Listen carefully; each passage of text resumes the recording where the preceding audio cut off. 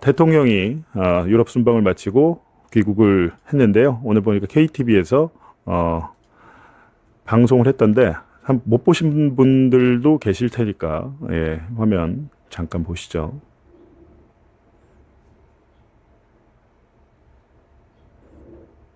네, 성남공항에 내리는 장면입니다. 근데 오늘 어제도 그렇고 인터넷 상황이 이렇게 예, 여기가 좀 외딴 곳입니다. 무슨 서울 시내 한복판에 있는 게 아니고 외딴 곳이어서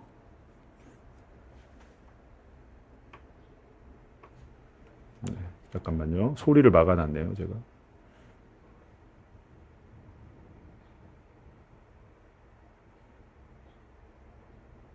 아이고, 노트북이 또 버벅대네.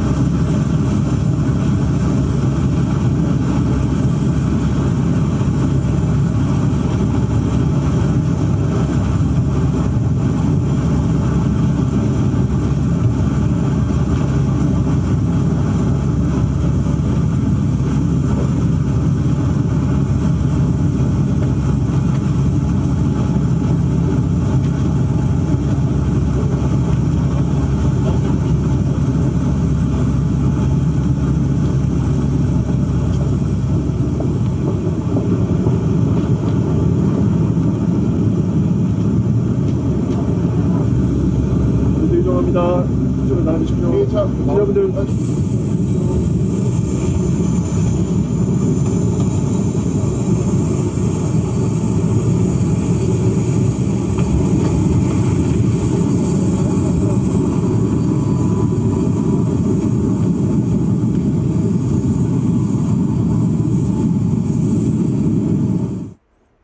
예.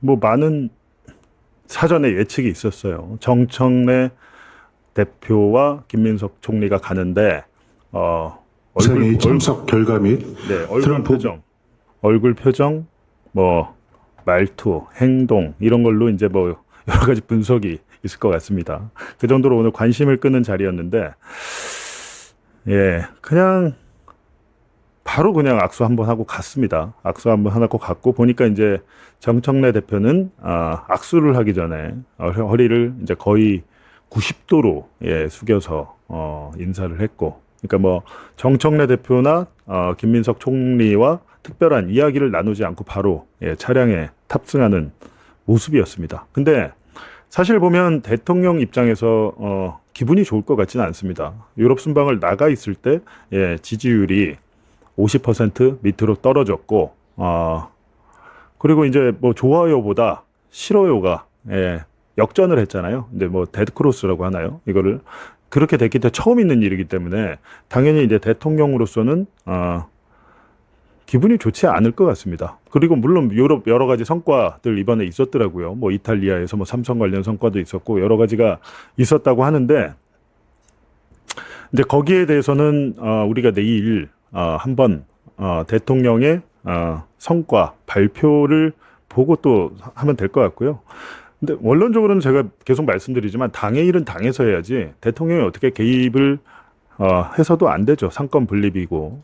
물론 대통령의 마음도 있겠지만 대통령의 마음은 있겠지만 그거를 뭐 공개적으로 이래라 저래라 지시를 할 수 없는 거 아닙니까? 그래서 많은 기사들이 지금 나오고 있는데 정청래 대표는 지금은 어쩔 수가 없는 상황이 된 것 같습니다. 제가 볼 때는 뭐 만약에 이제 뭐 불출마를 이제 뭐 결정해서 다음 주 초쯤 얘기를 할 수 있고 제가 볼 때는 일요일 다음 주 월요일쯤 의사 표시를 할 것 같은데 나가든지 안 나가든지 간에 그냥 선거를 치러서 예, 선거를 치러서 그 결과에 승복하면 되고 이제 중요한 것은 이긴 사람 진 사람이 있으니까 이긴 사람과 진 사람이 악수를 하고 손을 잡고 다시 하나의 당으로 만드는 그게 중요하겠죠. 지금 굉장히 정권 1년밖에 안 됐는데 예, 지방선거가 그렇게 되고 나서 굉장히 어려운 상황이 됐잖아요. 지방선거 점수가 한 85점. 워낙에 2022년에 참패를 해놔가지고 그래도 이번에 많이 이겼어요. 많이 이겼고, 근데 했지만, 주요 과목, 우리가 이제 평균 점수 85점인데, 국영수에서 뭐, 4, 50점 맞았다. 3, 40점 맞았다. 아니면 꽈락이 됐다. 이런 문제인 거잖아요. 주요 과목을 잘 쳐야 되는데, 그 주요 과목 중에 하나가 이제 서울시장이었고, 서울시장을 뭐, 뺏긴 건 아니죠. 원래 오세훈이 했으니까. 탈환을 했어야 되는데 못했고, 그리고 가장 중요한 것은 한동훈이 국회에 입성하는 파란이 일어났습니다. 굉장한 문제죠. 예, 한동훈 입성하는 특히 근데 그렇다고 해서 뭐 정청래 대표가 그 모든 것을 결정했을까 공천을 뭐 그렇게 해서 그거 아니잖아요. 서울시장 선거 경선도 했고 여러 가지 게 있었는데 뭐 특히 이제 재보궐 선거 국회의원 선거 같은 경우에는 어찌 됐든 당 뭐 공천위원회에서 하고 최고위원회를 거쳐서 이제 당대표 도장 받고 공천장 받는 거 아닙니까? 정청래 대표 의중과 상관없이 그냥 선거 결과에 대해서는 당 대표가 책임지는 게 맞죠. 그건 너무도 당연한 얘기이기 때문에. 근데 이번 선거가 뭐 정청래 대표 스스로 얘기했잖아요. 네, 스스로 얘기했어요. 뭐 완벽하게 이긴 선거라고 말할 수 없다는 것이고, 조금 뭐랄까 아쉬운 부분 그리고 굉장히 좀 아까운 부분이 많이 있는 건 사실이죠. 예. 85점 점수로 얘기할 수 없다. 그래서 성적의 면면을 보면 굉장히 좀 과락 부분, 낙제 부분이 있는 것이 좀 마음 아프다. 그런 거죠.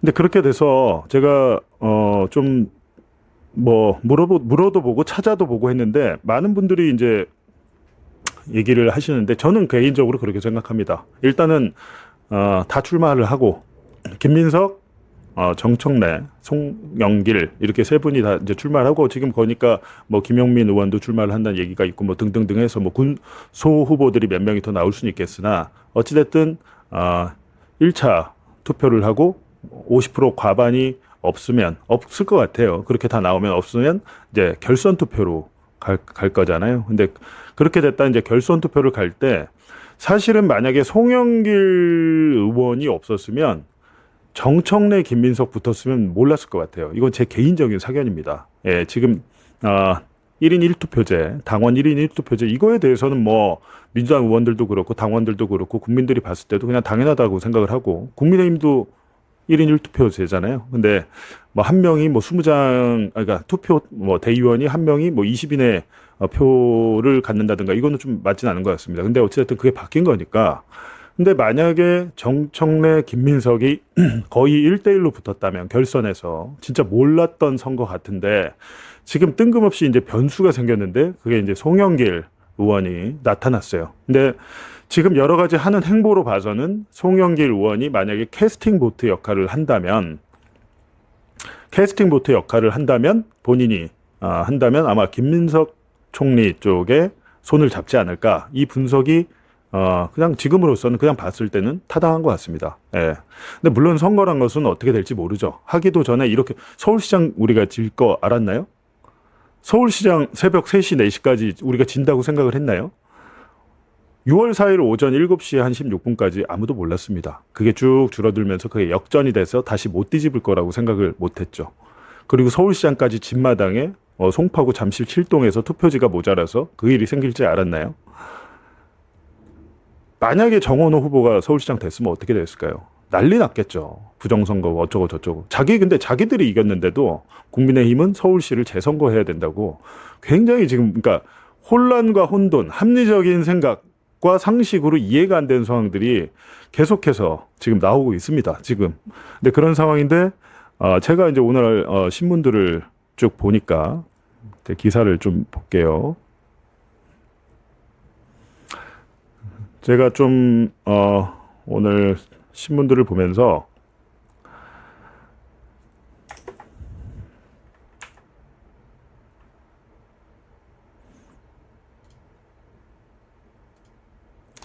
네, 지금 이 한국일보입니다. 당원 주권을 연일 강조하면서 당원 주권 플러스 보안 수사권 얘기도 많이 했잖아요. 네, 보안 수사권 얘기도 많이 했는데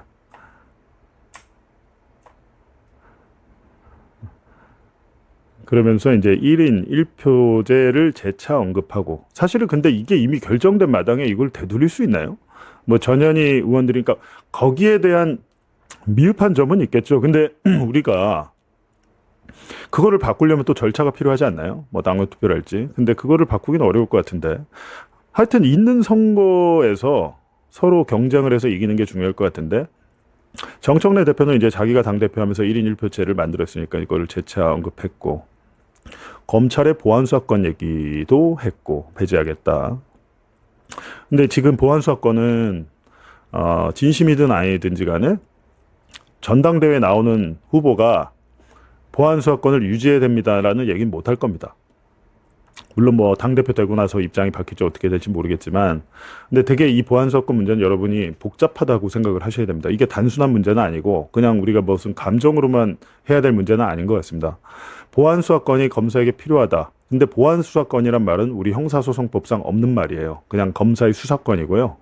왜 보안수사권 말이 붙었는지 이제 저희가 찾고 있습니다. 어제 안 그래도 저희 독한 기자 보신 분들은 독한 기자 킨 채널 아시는 분 계시죠? 저희 지상파 종편에 단 하나의 저널리즘 프로그램도 없는데 독한 기자 킨이라는 그 저널리즘 프로를 저희가 만들어서 한상진 기자, 김용진 기자랑 제가 함께 하고 있는데, 보안 수사권이란 말을 도대체 누가 만들었는지 이걸 찾아야 됩니다. 여러분께서 함께 같이 찾아주시죠. 작년 말에 처음 나온 단어입니다. 원래 보안 수사권이란 말이 없었어요. 근데 검사가 직접 수사를 개시하는 수사 개시권이 있었는데, 그 수사 개시의 범죄를 부패 범죄와 경제 범죄로 문재인 정권 때 줄여놨잖아요. 근데 그거를 한동훈이가 부패 경제 범죄 등 해가지고 이제 뭐 거기서 걸쳐 있는 걸로 이렇게 뭐랄까 타고 들어가서 마구잡이로 수사할 수 있게 시행령을 바꿔서 그렇게 한 건 우리가 다 알고 있는데, 보안 수사권이란 말이 도대체 왜 나왔을까? 보안이란 말은 굉장히 긍정적인 이미지를 주는 말이에요. 보안을 우리가 싫어합니까? 뭔가 부족한 거를 채워주는 거잖아요. 그거에 대해서 그 말이 주는 어감, 이미지가 검사의 보안 수사권 있어야 될 것 같은데 경찰의 미진함과 부족함을 채우는 거 아니야?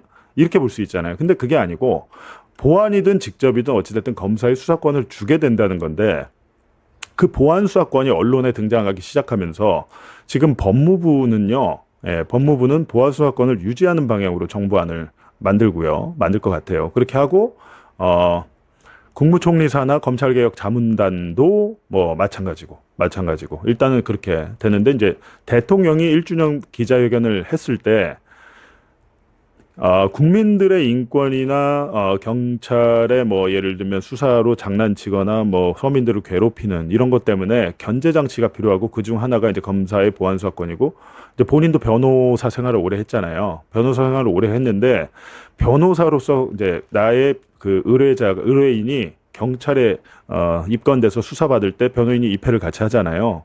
그때 기막힌 일이 굉장히 많긴 많습니다. 예. 경찰이 워낙 머릿수가 많다 보니까 그런 뭐랄까 사건을 묻어버리거나 뭐 희석시키거나 무마시키거나 이런 거는 훨씬 많습니다. 건수가. 검사는 2,200명밖에 안 돼요. 근데 경찰은 많잖아요. 10만 명이 넘잖아요. 근데 이런 일은 당연히 많겠죠. 근데 그런 것 때문에 여러 가지 그 피해가 국민들한테 간다는 게 이제 뭐 정성호 장관 얘기나 뭐 이렇게 보안수사권 존치론자들의 이제 이야기인데, 중요한 것은 보안수사권을 누가 말을 만들었는지부터 한번 우리가 추적을 해봐야 될 것 같고, 어찌됐든 이번에는 경찰 문제 있어요. 그거 인정이고, 보안수사권 필요하다는 거 대통령의 말 틀린 말 아닙니다. 맞는 말이에요. 근데 대통령이 또 그런 얘기도 했죠. 근데 워낙에 국민들이 검찰을 못 믿으니까 이거는 검찰의 업보가 돼버렸다. 어쩔 수가 없게 됐다, 이게. 업보가 돼버려서 이거는 그냥 국회에서 논의해서 결정해야 될 것 같다라고 그 공을 국회로 던졌습니다. 정부안을 고집하지 않겠다는 얘기예요. 그게 여론이 70% 80%가 검사 수사권 폐지해야 된다라고 나오면 많은 분들이 또 걱정하시는 게, 정권 말되고 대통령 힘 빠지면 다음 대선에 검찰이 막 수사로 개입을 하면서 정권이 만약에 넘어가거나 하면 바로 또 퇴임한 이재명 대통령을 감옥에 넣으려고 할 것이다. 대통령을 걱정하는 마음에서 많은 분들이 검사의 수사권 폐지해야 된다. 그 말씀 많이 하시더라고요. 근데 맞는 얘기입니다. 맞는 얘기고, 그런 걱정이나 그런 것들이 기우나 쓸데없는 걱정은 아니에요. 검사는 제가 말씀드리지만 경찰이 부패했고 뭐 수사 조작하고 수사 무마하고 뭐 여러 가지 범인 풀어주고 그런 일 많이 있습니다. 실제로 있는데 그게 되게 많아요. 근데 검사는 머릿수가 적다 보니까 그런 일이 적죠. 거의 없죠. 부패한 검사 많이 가끔 나오지만, 근데 문제는 검사의 부패 사이즈와 경찰의 부패 사이즈가 완전히 다르다는 겁니다. 경찰은 그래봐야 그냥 뭡니까? 룸사롱 황제에게 뭐 골프채 받고 상납 받고 이 정도잖아요. 근데 검사의 부패 사이즈는 현직 대통령을 위해서 충성 수사, 야당 대표를 잡아서 감옥에 넣으려고 구속을 시키려고 한다거나 아니면 총선이나 대선 선거가 있을 때 특정 후보를 내연 수사를 벌이면서 그 후보가 떨어지게 한다거나 대선 후보를 바꾸게 한다거나 이거를 자기들이 할 수 있다고 생각을 하고 실제 영화에 뭐 더킹이나 많은 영화에 검사들 등장하는 영화에 제가 볼 때 여태까지 검사가 등장하는 영화에 정의로운 검사는 내부자들의 조승우 거의 한 명 아니었나요? 검사는 대부분 다 부패한 걸로 나오죠. 경찰도 뭐 부패 경찰도 있고 굿캅 배드캅이 나오겠지만 검사의 이미지가 우리 굉장히 큰 권력자고 정치인들과 결탁이 돼 있고 이 검사가 그러니까 조작 수사를 하게 되면 경찰의 조작 수사와는 사이즈가 너무 다르고 우리 일반 국민들이나 서민들에게 미치는 영향이 제가 볼 땐 그것도 큽니다. 선거 결과가 뒤바뀌는 것만큼 큰 일이 있나요? 근데 아마 그런 것 때문에 지금은 이제 선택의 문제란 얘기예요. 수사검사에서 보안수사권 필요한데 폐지해야 된다는 여론이 우세하면 그냥 폐지로 가야 된다는 거죠. 그래서 만약에 이번에 민주당 당대표 나오시는 분들이 송영길 대표는 그럴 리는 없죠. 본인이 검찰한테 철저하게 당했기 때문에 송영길 대표는 직접 경험을 했잖아요. 저도 경험했잖아요. 저는 엄청 반대죠, 저도. 근데 대통령이 저렇게까지 얘기할 때는 그 이유가 있을 것이라는 생각을 한 번쯤 해봐야 되고 박준영 변호사나 소위 말하는 우리가 말하는 인권 변호사들, 재심 전문 그 박준영 변호사 있잖아요. 이런 분들도 걱정을 많이 합니다. 그래서 그 검사에게 보안수사권 줘서 견제를 시켜야 되는 맞는 말이에요. 일리가 있는 말이고 그 말이 틀렸다는 게 아니에요. 근데 지금은 누가 틀렸다는 게 아니고 이 두 가지 중에 한 가지를 선택해야 되는 문제인데 이재명 대통령이 이제 얘기했듯이 지금은 이제 국민의 뜻대로 국회가 여론과 민의를 수렴해서 정하면 된다. 그거는 그렇게 일단락이 된 겁니다. 정부는 정부대로 안을 만들고. 근데 뭐 정부만 그렇게 만들었다고 막 비판하고 비난하고 그럴 필요도 없을 것 같아요. 근데 그렇게 돼서 일단은 지금은 이제 정청래 대표는 1인 1표제 플러스 검찰 보안수사권 폐지. 저는 그 보안수사권이란 말도 안 썼으면 좋겠다는 생각이 들더라고요. 예. 그렇게 돼 있고요. 잠깐만요.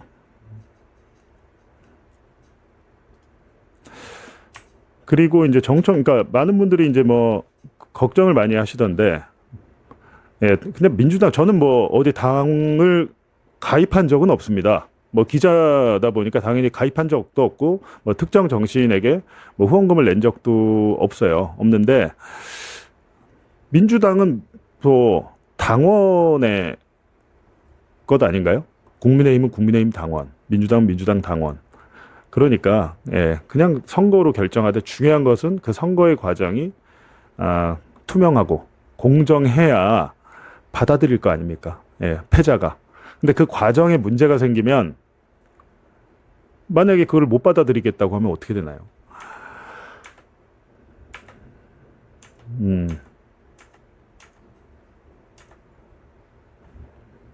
지금 뭐 오늘 또 매일경제를 보니까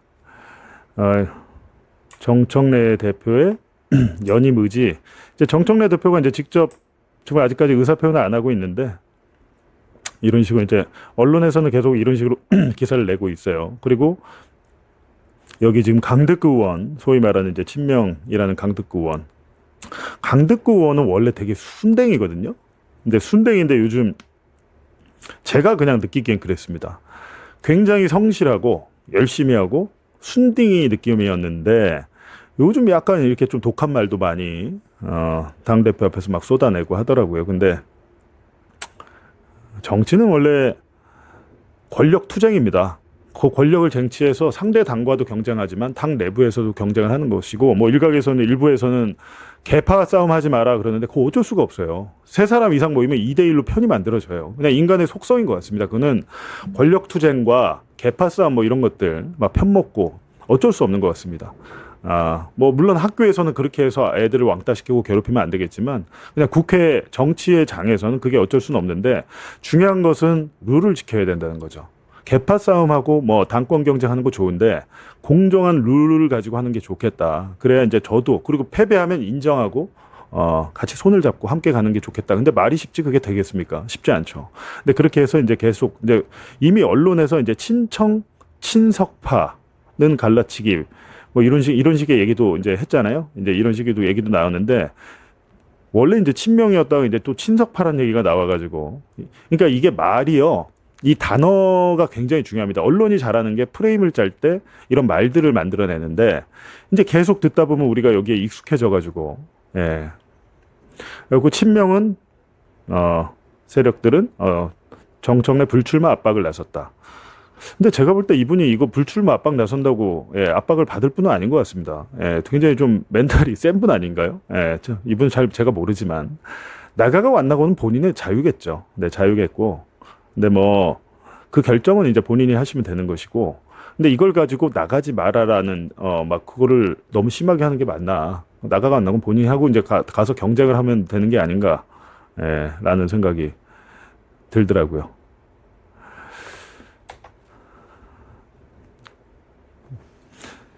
근데 뭐 어찌됐든 내일 기자회견을 한번 보시면 좋을 것 같고요. 볼 것 같고 지금 아까 제가 잠깐 댓글 보니까 대통령이 도대체 그럼 유럽 순방 가서 무슨 성과를 거뒀는지 왜 이런 기사는 없냐? 진짜 그런 기사 별로 없더라고요. 그런 기사 별로 없고 처음에 트럼프와 이재명 대통령이 만났을 때 뭐 30초간 잠깐 이야기하고 약간 패싱 당한 것처럼 쓴 기사가 있던데 나중에 그 만찬할 때 보니까 2시간 동안 같이 앉아서 밥 먹었던데 그런 일이 있을 거 아닙니까? 근데 그 성과에 대해서는 내일 대통령이 직접 설명을 하겠다고 하니까요. 그거에 대해서는 아까 그러니까 참 이런 것도 그래요. 유럽 순방을 나가서 이거 한겨레 기사입니다. 요거만 봐도 이제 요런 사진 같은 게 있잖아요. 우리가 언론을 볼 때 상결에는 보면 이렇게 살짝 웃고 있는 사진 쓰잖아요.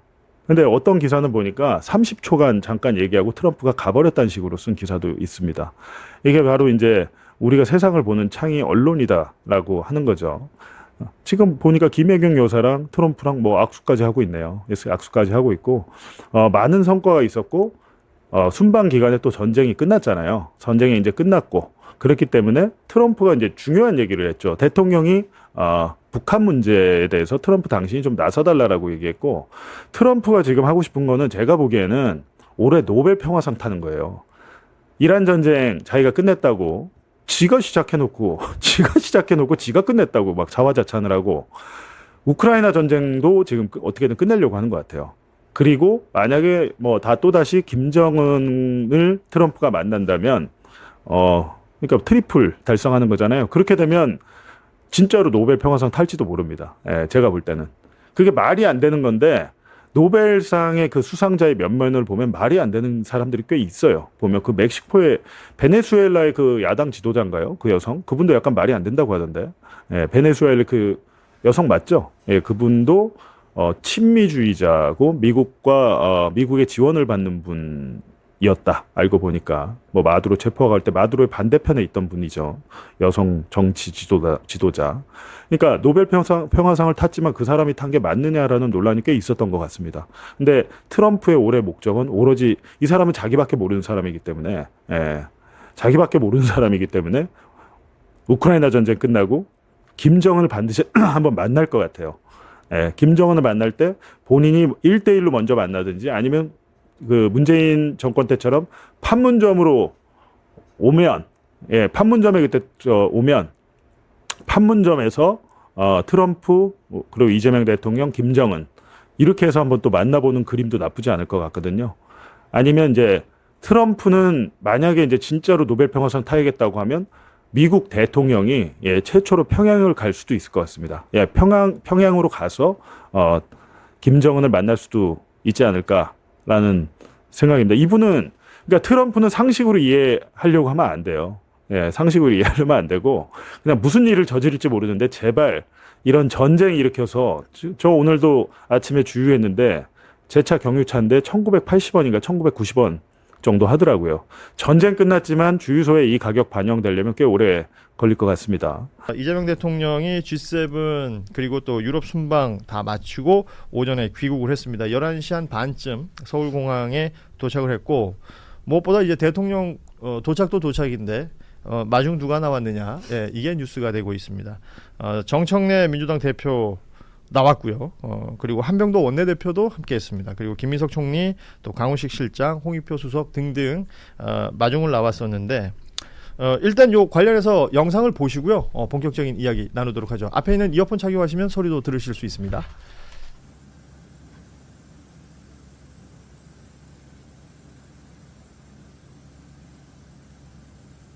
표정이 안 좋으셔. 예? 표정이 안 좋으셔. 김혜경 여사를 그 트럼프 대통령한테 소개를 하는 장면도 또 이슈가 됐었잖아요. 예. 마이 와이프. 자, 뭐 한 수십 번 경호원들 있고, 예. 저 장면 김민석 총리 먼저 인사하고요. 정청래 대표의 저 인사를 두고 대부분의 매체들이 90도 이걸 또 강조를 했던데요. 예. 저렇게 가볍게 인사하고 또 자리 이동하는 모습까지 뭐 많은 뉴스 화면들 통해서 보셨을 것 같습니다. 이슈가 됐던 거에 비해서는 정말 빠르게 지나가죠. 정말 이게 빨리 일부러 그냥 빨리 지나가신 것 같아요. 사실 저기서 뭐 특별히 뭘 할 건 또 없잖아요. 예, 서로 뭐 수고했다라는 얘기 정도 했다고 하는데 뭐 웃을 예. 일이 없으니까.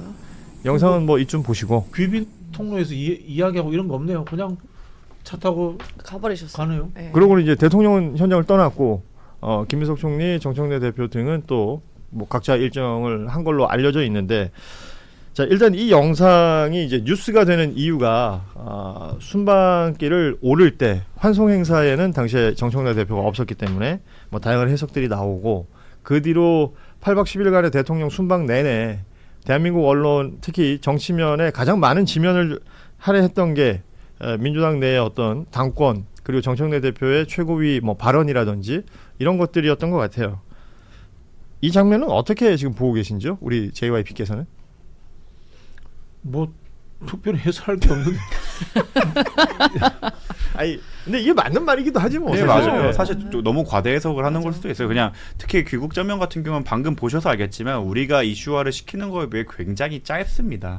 어떠한 정치적 메시지가 크게 있다고 보기는 어려운 측면이 있는데 뭐 그 찰나를 찍어서 각도가 어땠느니라고 하는 건 뭐 조금 과장된 해석일 수도 있는데 뭐 그분의 속마음에 들어가지 않는 이상 그걸 알긴 쉽지가 않죠. 예. 그 귀국 전에 계속 이제 뭐 오전에 나와 있었던 프로나 이런 데서 평론가들이나 많은 분들이 자 누구한테 얘기를 더 오래 할 것인가? 그렇지. 예, 누구랑 눈을 더 오랫동안 맞출 것인가? 누구랑 악수를 길게 할 것인가? 어깨를 툭 칠 것인가 말 것인가?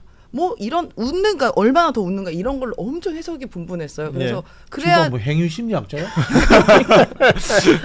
그러니까 아마도 대통령께서도 뭐 그런 부분에 있어서 이렇게 그 뉴스로 모든 게 매몰되면 안 되니까 그냥 그럼요. 기계적으로 빠르게 확 지나가신 것 같다. 그러니까 사실 저희도 저 장면을 보고 있습니다만 중요한 것은 이제 G7 및 유럽 순방한 이후에 그 성과 관련된 이야기가 아닐까 싶습니다. 대통령의 이 외교 일정들은 사실 하나하나가 메시지고 하나하나가 또 의미가 있고 그 후속들도 굉장히 챙겨야 될 것이 많을 것이고요.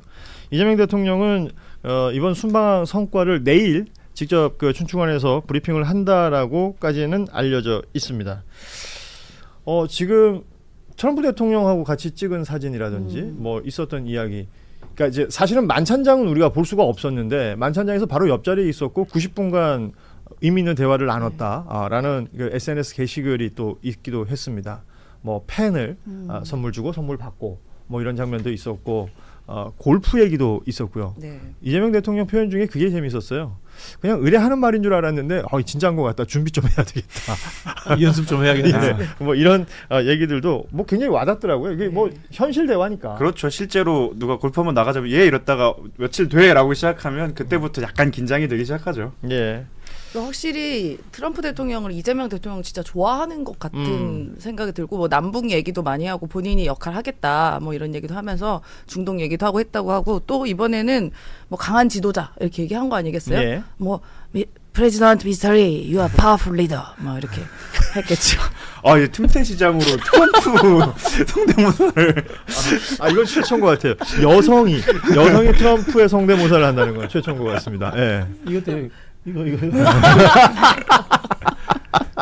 근데 이게 우리들끼리의 그 알고리즘 내에서는 그랬구나 하고 넘어갔지만 사실 극우 알고리즘에서는 굉장히 충격적인 측면이고 세계관이 살짝 항상 흔들리는 장면이었던 걸로 알고 있더라고요. 그래서 뭐 AI 합성 아니냐, 몇 초 90분 맞냐, 저 자리가 아니다라고 많이 나오지만 여러분 현실은 저렇습니다.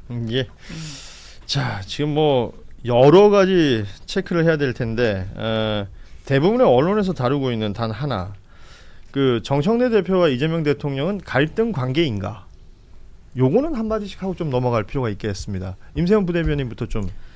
그러니까 말이 안 되는 거죠. 집권 1년 차에 대통령에게 그게 의도가 됐든 안 됐든 갈등 관계라는 얘기 나오는 것 자체가 저는 이게 있을 수 없는 일이다. 만약에 의도를 안 했을 거라고 저는 믿어요. 의도를 안 했다 하더라도 그건 제대로 관리를 못한 거다. 그 부분에 대해 있어서는 그 책임은 자유로울 수가 없는 거죠. 아니 지금까지 뭐 윤석열도 마찬가지지만 윤석열은 뭐 자기가 뭐 찍어 누르고 누구 자르고 뭐 이랬기 때문에 한 거지만 집권 1년 차 게다가 대통령께서 워낙 일도 잘 하시고 또 49.4로 시작됐던 지지율을 거의 70까지 올려놓은 그런 성과가 있는데 무슨 1년도 안 돼서 벌써부터 무슨 당과 여당과 또 대통령의 갈등이 그거는 있을 수가 없는 얘기가 나오는 거거든요. 그러니까 좀 그 정청래 대표나 우리 민주당에서도 그 의도를 했든 안 했든 저는 안 했을 거라고 믿지만 그건 깊이 반성해야 된다. 그리고 앞으로는 이런 얘기가 안 나오게 우리가 상황 관리를 잘 해야겠죠. 예, 정우승 변호사님. 저는 일단 갈등은 있다고 생각하고 이미 그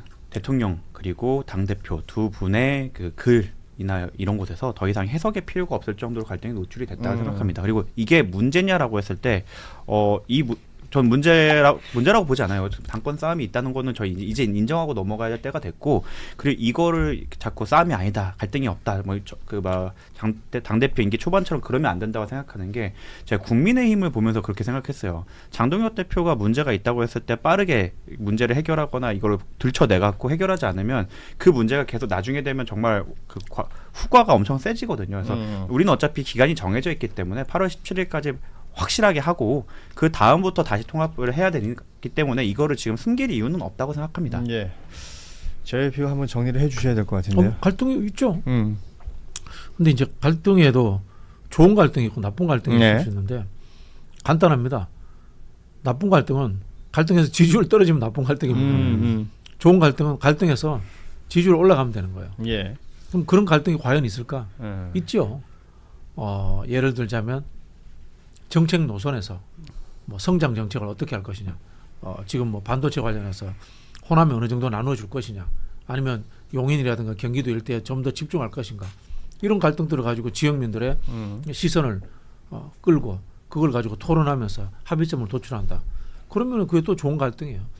정치는 갈등을 통합적으로 해결하는 게 본질입니다. 근데 이건 나쁜 갈등이에요. 왜? 자리 하나를 놓고 누가 차지할 것인가, 그게 갈등인 거고, 지방선거의 책임을 누가 최종적으로 질 것인가, 그 갈등이기 때문에 이게 나쁜 갈등인 거예요. 그래서 이제 지지율이 떨어진 거다. 그렇고 그러면 어떻게 되느냐, 최종적인 집행 액터가 책임져야 된다. 전 그렇게 봐요. 지난 며칠 동안 이 관련 뉴스들이 계속 반복적으로 나오고 있고, 저희 뉴스다이브에 출연해 주신 패널분들의 이야기를 좀 종합을 해보자면, 민주정당에서 노선 경쟁이라는 건 당연히 있어야 한다. 그 노선 경쟁이라는 것이 건강하게 진행될 때 오히려 그 정당은 발전성이 있다. 이런 부분에서는 전혀 이견들이 다들 없으셨어요. 그런데 지금 펼쳐지고 있는 국면이 노선 경쟁이냐, 그 부분에 대해서는 다들 낮은 점수를 주고 있는 것 같습니다. 말씀하신 것처럼 뭐 자리 싸움, 표현하자면 뭐 당권 이렇게 표현돼 있으나 그 당권이라는 것이 어떤 아젠다로 무슨 이유로 당권 다툼을 하는 것인지는 없고, 친모 이렇게 붙으면서 사람들 사이사이에 이제 줄 서는 것으로만 뭔가 해설이 되고 있다는 부분은 굉장히 견제해야 한다, 경계해야 된다라는 목소리들이 많았습니다. 실제로 민주당 입장에서는 굉장히 뼈아프죠. 6.3 지방선거 이후에 지지율이 국민의힘에게 역전되는 여론조사들이 나오고 있고요. 대통령 국정수행 긍정평가도 쭉쭉 빠지고 있고 부정평가는 올라가고 있는 장면들이 노출되고 있기 때문에 이 부분에 대해서는 민주당은 좀 뼈아프게 생각을 해야 된다라는 얘기들을 많이들 하고 계신 것 같습니다. 그러면 지금 어떻게 해야 되느냐? 저는 근데 아까 말씀하신 진단에 약간 이견이 있는 예. 게 저는 동전의 양면이라고 생각해요. 지금 당장은 당권을 두고 싸우는 것처럼 보이지만 저는 그 안에 노선 투쟁이 있다고 생각을 합니다. 그러니까 선명성, 민주당스러움을 강조를 해갖고 조금 그 법률 정치 문제에 집중하는, 예를 들어 보안 수사권, 1인 1표에 집중하려고 네. 하는 그런 노선과 중도 실용을 표방을 해서 어떻게 우리가 나아갈 것이고 뭐 조금 더 실용적인 부분, 뭐 아니면 아까 말씀하셨던 전라도에 뭐 어떤 공장을 낼 것이냐 이런 거에 집중하는 정치 세력 간의 다툼이기 때문에 이 역시 동전의 양면처럼 사람이 누구인가와 그리고 그 안에 그 사람들이 어떤 정책을 지지하는가가 이미 전 한 몸이기 때문에 결국엔 동전의 양면이고, 이런 갈등이 있으면 저는 좋은 갈등도 나쁜 갈등도 갈등이 있는 이유만으로도 저는 당연히 지지율 하락 요인이라고 생각합니다. 다행인 점은 우리는 그래도 8월 17일에는 어떻게 보면은 결정적 그 변곡점이 하나 있기 때문에 그때까지 싸우고 그 다음부터는 이제 그 결정된 것에 따라서 당연히 나아가면 된다고 생각을 하고. 아니, 그러니까 정구승 변호사의 이 얘기는 굉장히 그 보고서 쓰는 듯한 내용이잖아요. 아, 그렇잖아요. 오기 전에 챗GPT한테 AI. 물어본 거 아니야 혹시? 갈등이 있어서 그게 그 안에 들여다 보면 이런 노선과 저런 노선의 충돌이고 이건 지극히 자연스럽다라고는 하지만 이게 일반 국민들 시민들에게 그렇게 받아들여지고 있느냐의 문제인 것 같아요. 그냥 지들끼리 그냥 자리 두고 싸우는 것처럼 보이고 그냥 꼴 보기 싫다라는 평가가 나온다면 이거는 민주당이 뭔가 해석을 하고 관련된 조치를 취해야 되지 않을까요? 맞아요. 그래서 저희가 그 지지율 떨어진 것에 있어서 굉장히 제가 뼈 아프고 또 죄송스러운 게 오늘 대통령 표정 보니까 또 더 마음이 안 좋은데 그 순방 그 바쁜 시간 동안 그 1분 1초를 쪼개가지고 글도 그렇게 길게 쓰시면서 저희한테 주문을 했던 거는 그 글의 내용을 보면 1600자인데 책임이란 단어가 굉장히 많이 들어갑니다. 예. 네, 책임이란 단어가 굉장히 많이 들어가고 특히나 여당의 책임이라는 말이잖아요. 사실 그 여당의 책임을 다 하고 여당으로서 역할을 하라라는 대통령님의 그런 진심 어린 그 조언이나 그런 마음인데 그거를 잘 못 읽어낸 우리 여당이 민주당이 그 부분에 있어서는 좀 무겁게 받아들여야 된다고 생각하고 특히 대통령이 올려놓으신 거잖아요. 사실 지지율을 국정 운영하시면서 예. 그 대통령을 찍지 않았던 분도 지지할 만큼 그렇게 만들어 놓은 거를 어떻게 보면 민주당 우리 내에서의 어떤 촉발된 갈등이라고 뭐 말씀하시니까 그런 부분 때문에 어떻게 보면 멱살 잡고 끌고 내려온 것 같아가지고 그 부분에 있어서 제가 너무 죄송하다 마음 들고 그러한 책임은 그 갖고 있는 권한만큼 다 모두가 느끼고 지면 된다고 생각합니다. 예. 조금 의견을 또 얹자면 말씀하신 대로 국민들 보기에 보기 좋지 않은 건 당연하죠. 갈등이 있는 거에선 당연한 부분인데 저는 그렇기 때문에 지금 해야 된다고 생각합니다. 선거가 끝난 직후에 해야 되는 거고 언젠가 이렇게 그 치열하게 다투지 않으면 이거는 나중에 그러니까 총선을 앞두고 또 시작이 될 거거든요. 그때 그렇게 된다고 하면 민주당이 정말로 이제 패망의 길을 걷기 때문에 지금 확실하게 정리를 해놓고 그 다음에 가는 게 민주당의 미래를 위해서라도 좋다. 잠깐 뭐 한 2달 동안은 정말 고통스러울 거고 왜냐하면 네. 내전이 사실 진짜 외적을 왔을 때 싸우는 것보다 내전이 더 고통스러운 것도 사실이고 그렇죠. 거기에서 상처받는 사람들이 많겠지만 결국 정치도 지향도 노선도 사람이 결정하는 거기 때문에 그 사람 사이에서의 갈등이 그래서 승패가 결정이 되고 거기에 따라서 주도권을 잡는 사람들이 생긴다면 그렇다면 노선도 변경될 거고 민주당이 나아갈 길도 변경될 거라 생각합니다. 예. 그런 의의가 있기 때문에 고통스럽더라도 이 갈등을 외면하지 말고 직시해야 된다고 생각합니다. 지금 보도 내용들 중에 보면 정청래 대표의 발언 하나하나에 의미를 담아서 해석하고 하는 내용들이 많은데 오늘 나온 문장은 연임 도전하는 쪽으로 가닥이 잡히는 분위기다라고 하면서 지금 불출마하게 되면 오히려 대통령에게 피해가 갈 수 있다라는 취지의 말을 했다. 여기 이제 당무 개입이라는 표현도 등장하고요. 이거는 해석의 과잉인가요? 아니면 실제 뭐 그렇게 들릴 수 있는 건가요? 와, 말도 안 되지. 협박처럼 들릴 수 있는 심각한데요. 예. 저는 그 대표께서 뭐 지금 불출마하게 되면 오히려 대통령에게 피해가 갈 수 있다. 당무 개입으로 비춰질 수 있다라는 건 저는 말씀하신 것처럼 어떻게 보면 협박으로 들릴 수밖에 없다. 뭐 저는 사실인지부터 좀 궁금하긴 하지만 그렇죠. 보도가 사실이라는 전제로 사실관계 이거는 확인부터 먼저 할 네. 필요가 있죠. 예. 대통령에 대한 사실상 더 이상 어떻게 보면 당내 갈등에 의견을 표명하거나 이런 경우에는 당무 개입이 될 수 있다라는 경고나 협박으로 들리기 때문에 이 역시 제가 지난번 그 국민은 영원하고 정권은 짧다 얘기가 나왔을 때 루비콘강을 건넜다는 표현으로 비평을 한 적이 있었는데 이 건넌 이후에는 정말 눈치를 보지 않는구나라는 생각이 듭니다. 아니 이게 해야 될 말과 안 해야 될 말이 있는데 다행인 것은 정청래 쪽이라고 나와서 예. 본인이 직접 이야기한 건 아니다. 예. 그러니까 뭐 측근 누가 얘기했는지는 그것도 아까 말씀하신 것처럼 사실관계가 있어야 되는 거지만 이거는 너무 심하죠. 불출마를 하면 대통령 당무개 누나, 그러니까 대놓고 대통령이 그 불법을 그동안 했다는 게 전제가 되어 있어야 이런 얘기를 할 수 있는 거 아니겠어요? 그 대통령이 무슨 당무 개입을 했습니까? 당연히 할 수 있는 얘기 하신 거죠. 총리 고생했으니까 총리 고생하셨다. 이야기한 게 그게 무슨 당무 논란이 되면 제가 이런 얘기까지는 안 하고 싶었는데 얼마 전에 그 모 대변인께서 이런 비슷한 이야기를 해서 사퇴를 하셨잖아요. 그럼 제가 그분의 어법으로 한번 얘기를 해보면, 그러니까 그분이 하신 어법을 제가 좀 따라 해보면, 예, 논란이 될 만한 이야기라면 스스로가 알아서 잘 예, 정리해 주시죠. 그러니까 그 스타일로 이야기를 해보면, 예. 그러니까 저는 그렇게 생각 전혀 안 하지만, 그러면 이분들 쪽에서는 그동안 본인들끼리 대화할 때는 설마 이런 얘기를 막 했나? 대통령께서 이렇게 뭐 당무 개입 같은 거를 하는 거 아니야? 라는 식의 이야기들을 자기들끼리 이런 얘기를 막 아무렇지도 했나? 그러니까 이런 얘기가 계속 이쪽에서 나오나? 라고 비슷하게 한번 얘기를 해볼게요. 이렇게 얘기하셨으니까. 박지원 의원 뭐 당내 원로시고 어른이시다라고 평가를 하는데 정청래 대표 관련해서 오늘 KBS 라디오에서 했던 발언들도 뉴스가 되고 있습니다. 나 같으면 연임을 하지 않는 게 좋겠다. 그래야 정 대표의 미래가 있다. 이런 조언도 했는데 정 대표는 죽어도 전당대회에 나갈 것 같다. 이런 예상도 했습니다. 사실 그 선거 결과에 더해 지금 정당 지지율이 빠지고 있고 국민의힘의 역전에 당한 것, 이 부분에 대해서도 일정 책임을 져야 되는 건 아니냐라는 평가도 함께 했거든요. 그 박지원 의원이 이런 이야기했어요. 대통령이 잘못해도 당대표가 책임은 져야 된다. 동의합니다. 예. 왜? 대통령이 사퇴할 수는 없으니까. 그렇잖아요. 예, 그런 부분에서 당대표라는 자리가 독배예요. 그걸 알고 여당 당대표를 하셨어야 되지 않았나라는 말씀을 드리고 싶고요. 아까 우리 정 변호사님이 루비콘강 이야기, 네. 루비콘강이 그게 또랑이거든요. 그건 맞아. 알고 보면 또랑인데. 안 깊구나. 자, 네, 가봤습니다. 큰 장은 아니에요. 네. 근데 이 이야기를 왜 드냐면 근저에 정청래 대표 주위에 있는 사람들이 나름 이재명 대통령과의 거리감이 굉장히 멀리 온 것 같아요. 여기에서 혹시나 당권 뺏기면 다음 공천 못 받으면 어떡하지? 이게 지금 이른바 부딪히는 양쪽 진영의 핵심부들이 그런 생각 갖고 있는 것 같아요. 그런 두려움이 있는 것 같아요. 예.